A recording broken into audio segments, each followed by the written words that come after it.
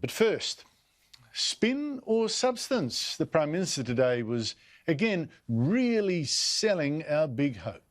A vaccine to end this virus nightmare, to end the bans and the deaths.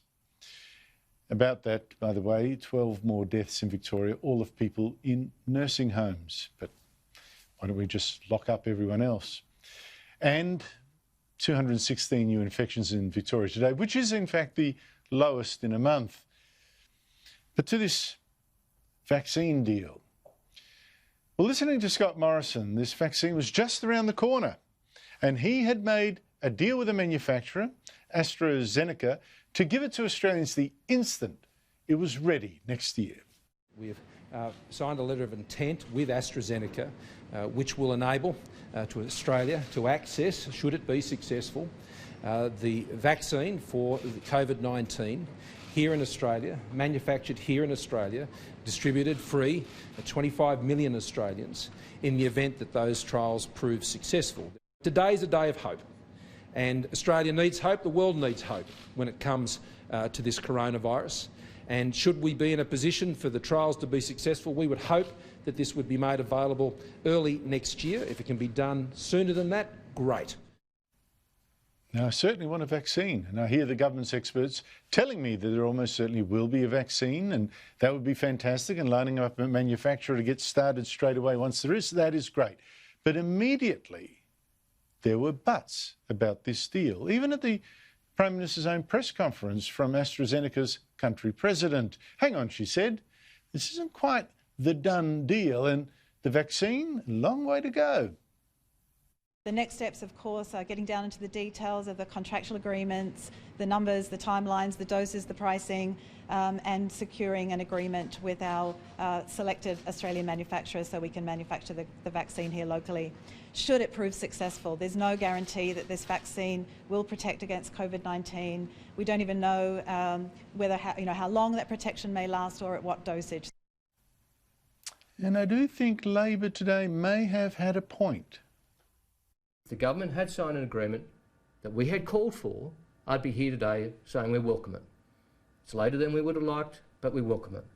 But I can't welcome an agreement which simply does not exist. Oh, you might say that's just carping, but then again, you know, Morrison's letter of intent applies to just one of the 160 or so projects around the world to develop the first vaccine, albeit the most promising one at Oxford. And vaccines, they are hard, you know. We don't have a vaccine for any coronavirus yet, or even HIV. So Victoria's Chief Health Officer was also sounding cautious today. The results won't be through for some months, and it might be 20% effective, or that effectiveness may not be long-lasting. And so we shouldn't hang our hats on a single vaccine. We need to look at all of the vaccines that are especially going through phase 3 at the moment and hope that there's one out there that makes a difference. But, a vaccine that is 80–90% effective or more will absolutely change the way we go about our lives. Wait a minute. This vaccine will have to be 80–90% effective before we can go about our lives again? But do you know how effective flu vaccines are, for instance? At best, 60%. At worst, less than 20%, which is why hundreds of Australians die each year of the flu. And then there's going to be some people, and I just don't mean anti-vaxxers, some people will be very uncomfortable with Scott Morrison suggesting this morning that he may force you to take this new drug. I would expect it to be as mandatory as you can possibly make it. There are always exemptions for any vaccine on medical grounds, but that should be the only basis.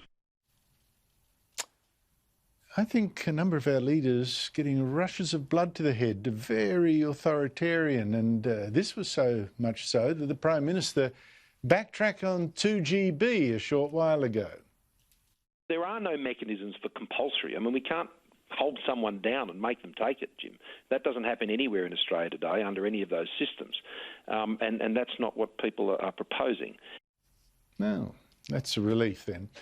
So why is the Prime Minister selling this deal so hard? I mean, it's just a letter of intent involving just one possible vaccine of many, and one that might not work or might offer only partial protection and might not be enough to lift all these bans. Well, maybe it's got inside information. right? He should know more than you and me about this. But I want to suggest a couple of other suggestions. He wants to perhaps to distract attention from all the deaths in the nursing homes, which have been under his government's watch.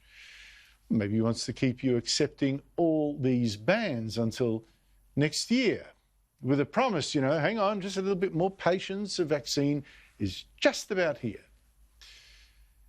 Now, like I said, the government is actually right to line up manufacturers in case there is a virus. Governments overseas have actually signed the deal, not just a letter of intent. So that bit's, keep going, that's good. But in the meantime, we will need something else.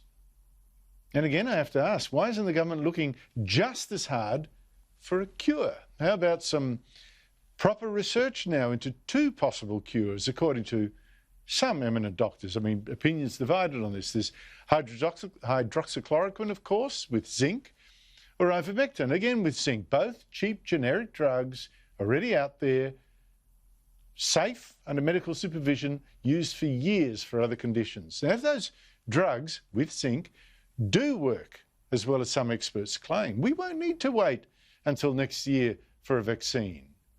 We could have protection by Christmas.